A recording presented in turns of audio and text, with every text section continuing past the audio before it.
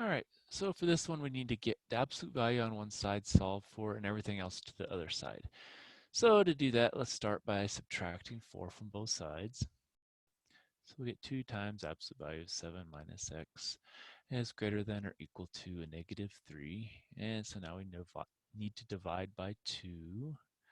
Now the absolute value of 7 minus x is greater than or equal to negative 3 halves. Now this one is going to break us down into 7 minus x is greater than or equal to negative 3 halves, or 7 minus x is greater than or less than,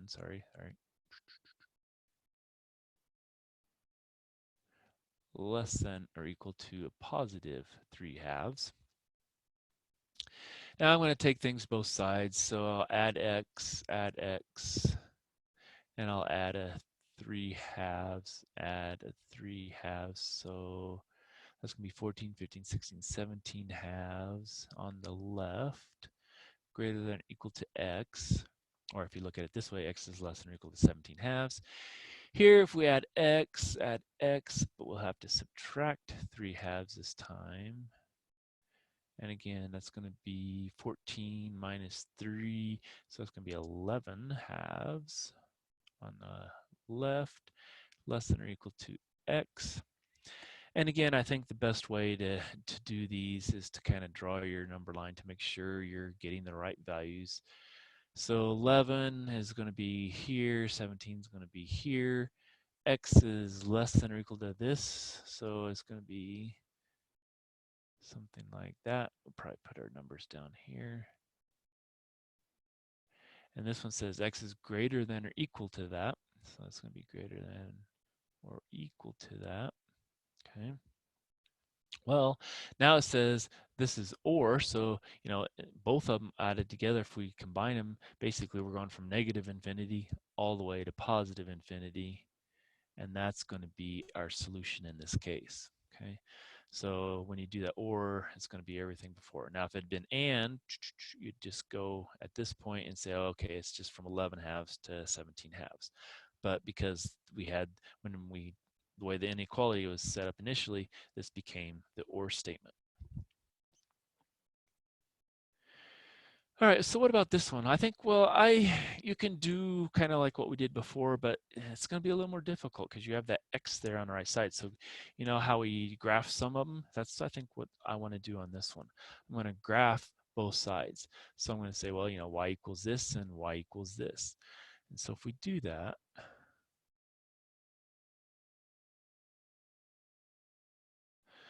all right, so this is going to be kind of the same case where we had the 1/2 is going to be where we have our intercept here on the left side.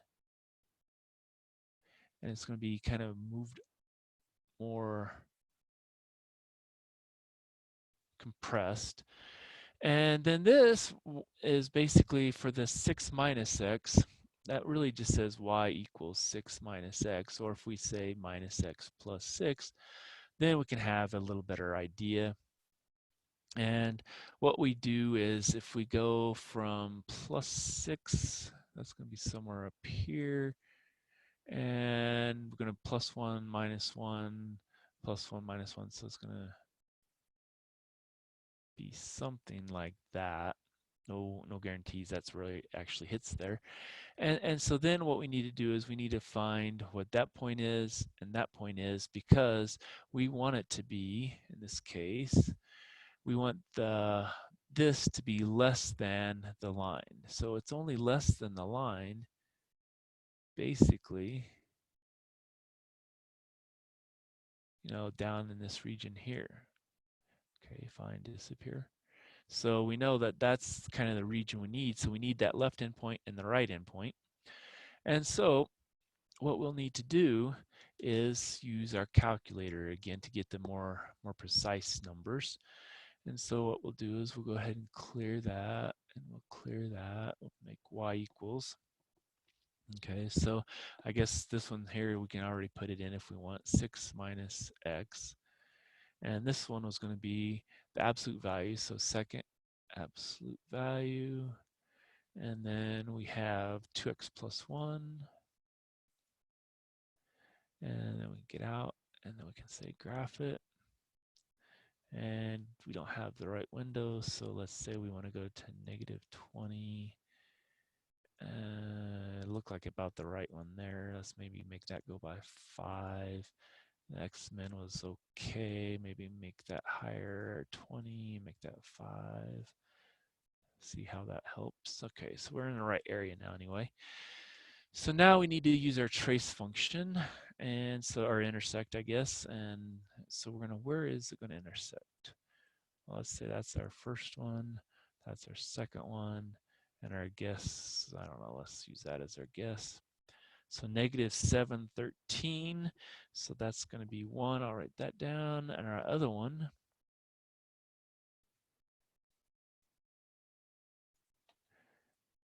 trace down further. Start there and there.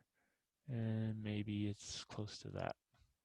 So we have another fractional one here. So it's 1 2/3 and 4 1/3. Let me write that one down too. All right, so we go back to our picture. And so what we had from our graph was -7, 13, and this one was 1 2/3, so that's 5/3, and then 13/3, if I remember the right one, 4 1/3. Yeah, okay. 4 1/3 is 13/3. So our points are here to here. And so now we just need the X region. And we have the less than or equal to. So we'll go from a -7 all the way up to a 5/3. Okay. And that's where it would be less than or equal to. Now, if it has to be greater than or equal to, then you'd have to do the other side, which then would be from -infinity up to the -7 bracket union, and then bracket 5/3 up to the positive infinity. So all depends on what your inequality says. All right, so here we have another inequality but with quadratic, and this one it looks like we have to go ahead and solve for our 0 being on the right side because we don't have that. So if we do that, we're just going to subtract 24x on both sides. And so that'll give us a 9x squared minus 24x plus 16 is greater than or equal to 0. I don't know if this will work, but I bet 3 and 4, 3x, 3x, 4, 4, minus, minus. So that gives us -12, -12, -24, 16, 9. Yep, that looks good. So here, x is going to be equal to 4/3. So that's our 0. And so what I'm going to do is I'm going to pick a 0 here. So that's my test. I'm going to maybe pick, I don't know, 2 here. And that's going to be my test. Again, you could pick any number on either side as long as it's something easy. And I just think, 0 is going to be the easiest here. 2 is just the next number up. That's a whole number. So that's why I chose that one. So if we plug in 0, we get 16. That's positive. Now if we plug in 2, that one is going to be a little harder. So it's going to be 9 times 2 squared minus 24 times 2, and then plus 16. And so if we plug all that together, that's going to be 9 times 2 squared minus 24 times 2 plus 6. Whoa, wrong button. All right, let's try it again. 9 times 2 squared, then minus 24 times 2 plus 16. That's 4. And so that's positive. So what do we have? In this case, because we have the greater than or equal to, then it can actually equal to that number. Whereas the last one in class, we had just a strictly less than, I believe. And because of the strictly less than in the last one, it couldn't equal the 0. Whereas greater than or equal to can equal the 0. Okay. And so with that in mind, basically it's going to be, from negative infinity to positive infinity, or we can say all real numbers. Okay. So that would be how I would solve that one.